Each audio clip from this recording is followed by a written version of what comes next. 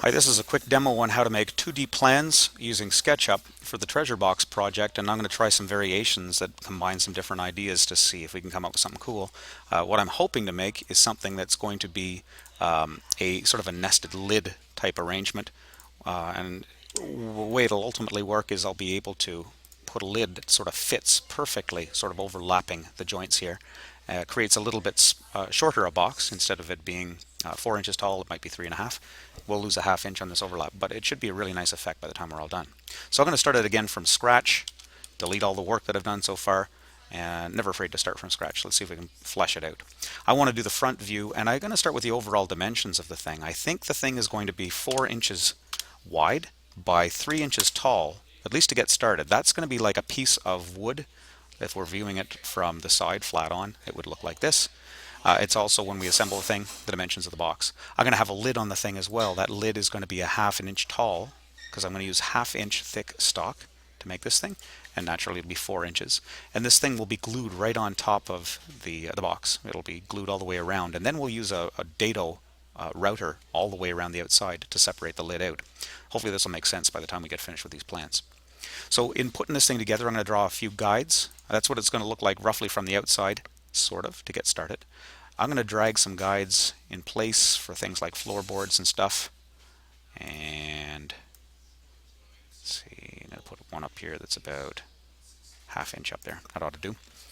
And some more guides here for the thickness of this thing. It's going to be a half inch thick. I'm now going to do sort of a cutaway view as I do the plans. That's sort of what I was showing you over here, was a cutaway. So here's how you can make these things, and it comes together pretty quickly. First off, this wall is simply going to go from there all the way down to there on both sides. And we'll get rid of that on the inside. We've got to create a floorboard to happen in here. I've put the guidelines in here, and I want that floorboard to sort of be inset, floating about a quarter of an inch above here. And it's going to be held in place simply with a 1/8 by 1/8 dado on the inside wall of this. So as we put this together, it's going to describe exactly what router cuts we have to make in assembling this thing. And the floorboard itself is simply going to be a 1/8 of an inch piece of board, and I'll get rid of that thing in the middle so it keeps us looking. So you can see there's sort of the cutaway version of what's going on. Now the cutaway version of the lid is pretty easy to put together too. Basically what I'm going to have to do is, before the thing's even assembled, I'm going to have to cut away using a dado, or a rabbet in this case, a groove at the top that's a half inch. I'm going to make it about a half inch overlap. So it's a half inch by a quarter inch rabbet that goes in there just on the inside. You don't even see it from the outside. I'll do the same thing over here. Half inch, quarter inch. I'm just eyeballing this because down in the bottom right corner you can see what dimensions I'm drawing. And now to break this thing free, presuming, well, you know what, we can put some other curves and stuff on this. Let's do this really quickly. If you want to make this thing pretty, you can draw some nice curves on this. Get creative with it, but I'm going to go for a very conservative look here. Also, just to speed up this tutorial a little bit. So I'm just going to put a round bevel on each of these. So the outside of the box is going to be kind of like a square sphere. Okay, so far so good. If you want to put any other fancy grooves and things to it, you can plan them here in this profile too. Oops. I'm going to do something that is, let's see, maybe I'll do a quarter of an inch bevel that looks like this, just something really light. A bullnose actually. It's only in by a 1/16 of an inch, but even a slight little thing like this will make the thing look really fancy on the outside. Okay, so that's sort of the cuts that I'm going to make, and I'd make all of these cuts before the thing is even assembled.